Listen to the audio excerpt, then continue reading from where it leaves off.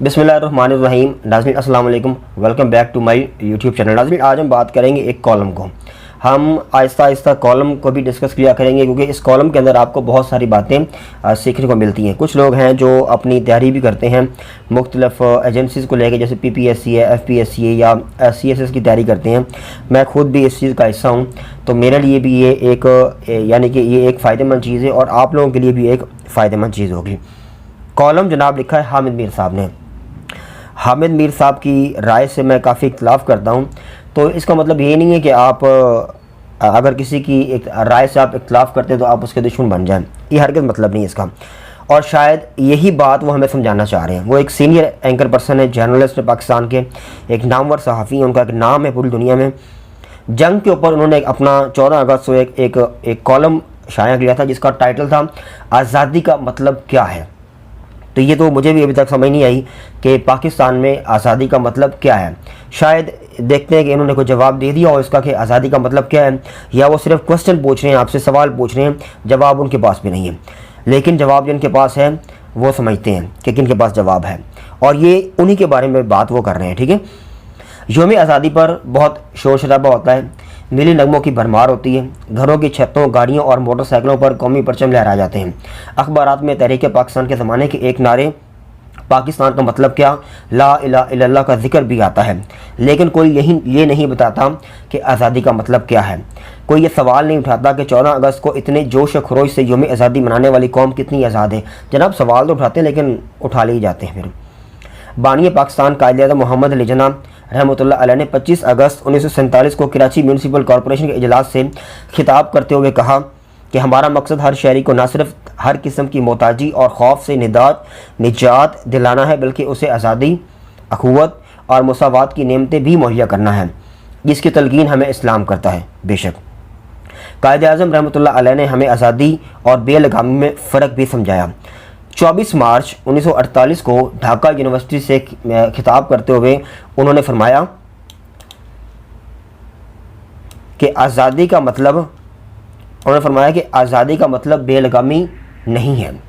इसका मतलब ये हरगिज़ नहीं कि आप दीगर शहरियों और मुल्क के मफाद को नज़रअंदाज करके जो तर्ज़ अमल चाहें अख्तियार कर लें।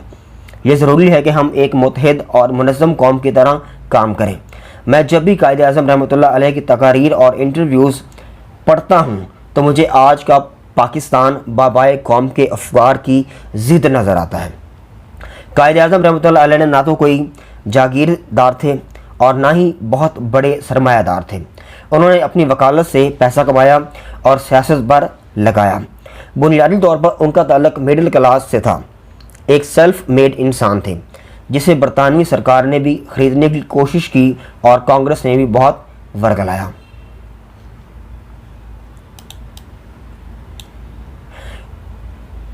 उन्नीस 1940 में राजगोपालाचारी ने कायद-ए-आज़म रहमतुल्लाह अलैह को मुत्तहिदा हिंदुस्तान का वज़ीर-ए-आज़म बनाने की पेशकश की, जो उन्होंने ठुकरा दी।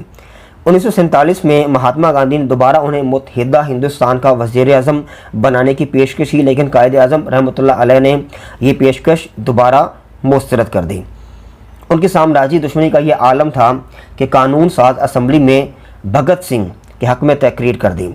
पाकिस्तान और हिंदुस्तान दोनों 15 अगस्त को आज़ाद हुए, लेकिन कायद-ए-आज़म रहमतुल्लाह अलैह ने पाकिस्तान का यौम आज़ादी 14 अगस्त करार दिया, क्योंकि 15 अगस्त दूसरी जंग अज़ीम में इत्तेहादी फ़ौज की जापान पर फतह का दिन था।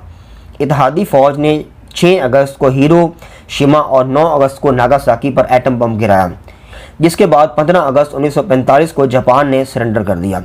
माउंट बैटन इत्तेहादी फ़ौज का कमांडर था, जिसके सामने जापानियों ने सिंगापुर में हथियार डाले, और उसी दिन इत्तेहादी फ़ौज ने कोरिया से वापसी का ऐलान किया।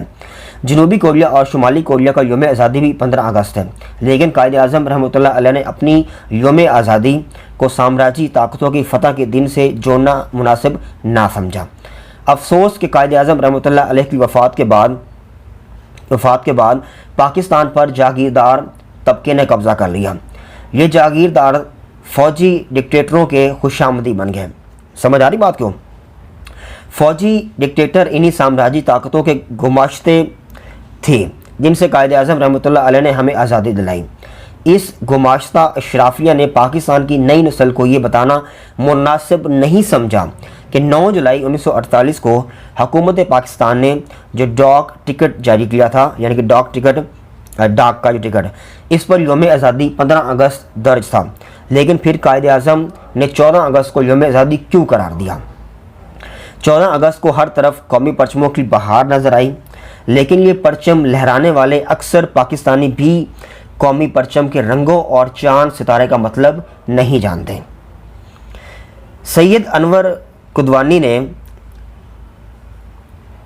اپنی کتاب قومی پرچم کی کہانی میں سبز ہلالی پرچم کا تحریک خلاف سے تعلق تلاش کیا۔ ان کے والد سید امیر الدین قدوائی نے میر غلام بیگ نیرنگ اور علامہ راغب احسن کے ساتھ مل کر پاکستان کا پرچم تیار کیا، جس کی منظوری قائد اعظم رحمۃ اللہ علیہ نے دی۔ اس پرچم میں چاند اور ستارے کا تعلق ترکی کے پرچم میں موجود چاند اور ستارے سے تھا، لیکن ترکی کا پرچم سرخ اور پاکستان کا پرچم سبز ہے۔ آپ کو یہ چاند اور ستارہ پاکستان اور ترکی کے علاوہ الجزائر، Azerbaijan, Libya, Malaysia, Maldives, Mauritania, Turkmenistan اور ازبکستان سمیت کئی مسلم ممالک کے پرچم میں نظر آتا ہے، جو اسلامی تہذیب اور ثقافت کی نمائندگی بھی کرتا ہے۔ پاکستان کے پرچم میں خاص طور پر سفید رنگ بھی شامل کیا گیا، جو امن، سلامتی کے ساتھ ساتھ غیر مسلم پاکستانیوں کی نمائندگی کرتا ہے۔ 14 اگست کو اس سبز ہلالی پرچم کو لہرانے اور اسے سیلیوٹ مارنے سے آزادی کا تحفظ نہیں ہوتا۔ آزادی کا تحفظ اسی وقت ممکن ہے کہ جب آپ آزادی کا مطلب سمجھیں گے۔ آزادی کا مطلب یہ ہے کہ ہر شہری کو وہ حقوق دیے جائیں جن کا وعدہ آئین پاکستان میں کیا گیا ہے۔ پاکستان کا موجودہ آئین 14 اگست 1973 کو نافذ ہوا۔ اس آئین پر کلین شیو مسلمانوں سے لے کر بارش مسلمانوں تک ہر مکتب فکر کے رہنماؤں نے دستخط کیے۔ حکومت نے بھی دستخط کیے اور اپوزیشن نے بھی دستخط کیے۔ ذوالفقار علی بھٹو اور خان عبدالولی خان کلین شیو تھے۔ مولانا مفتی محمود، مولانا غلام غوث ہزاروی، مولانا عبدالحق، مولانا محمد شفیع اکاڑوی، محمود اعظم فاروقی، پروفیسر غفور احمد اور ظفر احمد انصاری جیسے علماء کے علاوہ بشیر مسیح اور پی کے شاہانی جیسے غیر مسلموں نے بھی اس آئین پر دستخط کیے۔ ڈاکٹر اشرف عباسی اور جینیفر جہاں زیب، قاضی موسیٰ جیسے پڑھی لکھی خواتین نے بھی اس آئین پر دستخط کیے۔ یہ آئین غیر مسلموں اور خواتین کے علاوہ صحافیوں کے حقوق کا محافظ ہے۔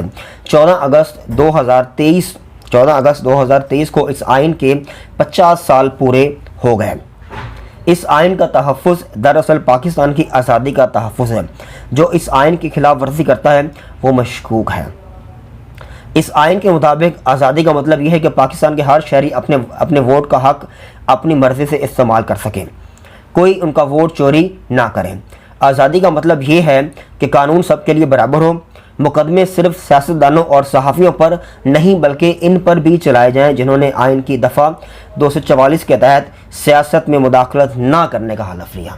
یہ ہے جی اصل بات، یہ سارا مدعا ہے جن کے گرد ان کی کہانی جو ہے نا وہ گھوم رہی ہے۔ بات تو صحیح ہے، یہ میں نہیں کہہ رہا، یہ حامد میر صاحب کہہ رہے ہیں، میں پھر آپ کو بتا رہا ہوں، ٹھیک ہے؟ پھر نہ کہنا کہ یہ میں اپنی طرف سے کہہ رہا ہوں، میں نہیں کہہ رہا یہ، اور انہیں کوئی پوچھنے والا نہیں۔ آزادی کا مطلب یہ ہے کہ فوج کے ساتھ عدلیہ بھی سیاست سے دور رہے۔ جج صاحبان کے بارے میں یہ تاثر ہونا چاہیے کہ وہ آئین کی بجائے ایک مخصوص سیاسی جماعت کے وفادار ہیں۔ آزادی کا مطلب یہ ہے کہ اہل فکر اور اہل صحافت کی وفاداری کسی ایک پارٹی یا گروہ سے نہیں بلکہ صرف حقیقت سے ہو۔ انہیں جہاں جو حقیقت نظر آئے اس کی نشاندہی کریں۔ آزادی کا اظہار یہ مطلب بالکل نہیں کہ اہل صحافت کسی ایک پارٹی کے ترجمان بن کر دوسری پارٹی پر حملہ آور ہو جائیں۔ یہ آخری پیراگراف ہے۔ آئین میں ہر ادارے کا کردار متعین کیا گیا ہے۔ اداروں کو آئین میں طے کردہ کردار تک محدود رہنا چاہیے۔ جو ادارہ اپنے دائرے سے باہر نکلے گا وہ پاکستان کی قومی آزادی کے لیے خطرہ بنے گا۔ بالکل، کوئی ماننے یا نہ مانے، جس ریاست میں خفیہ ادارے بغیر مقدمے کے اپنے ہی شہریوں کو اغوا کرتے ہیں اور انہیں کسی عدالت میں پیش نہیں کرتے، جیسے عمران خان صاحب، وہ ریاست ہٹلر، اسٹالن اور مودی کی ریاست تو ہو سکتی ہے لیکن قائد اعظم رحمۃ اللہ علیہ کی ریاست نہیں ہو سکتی۔ یوم پاکستان پر قائد اعظم رحمۃ اللہ علیہ کے پاکستان سے محبت کا اصلی پیمانہ یہ ہے کہ آپ آئین پاکستان کا کتنا احترام کرتے ہیں۔ اگر آپ قائد اعظم کی تعلیمات کی روشنی میں آئین کا احترام کرتے ہیں تو آپ پاکستان کی آزادی کا تحفظ کر رہے ہیں۔ اگر آپ کسی بھی جواز کی آڑ لے کر آئین پر عمل درآمد نہیں کر رہے تو آپ پاکستان کی آزادی کے لیے خطرہ ہیں۔ جناب آپ خطرہ ہیں، اس بات کو سمجھ جائیں، اس بات کو ایڈمٹ کر لیں۔ تو یہ گرمی کافی ہے، میں نے فین بند کیا ہوا ہے تاکہ شور جو ہے وہ اس کا ریکارڈ نہ ہو۔ تو ناظرین ملتے ہیں ایک اور ویڈیو کے ساتھ، تب تک کے لیے دیجیے اجازت، اللہ حافظ۔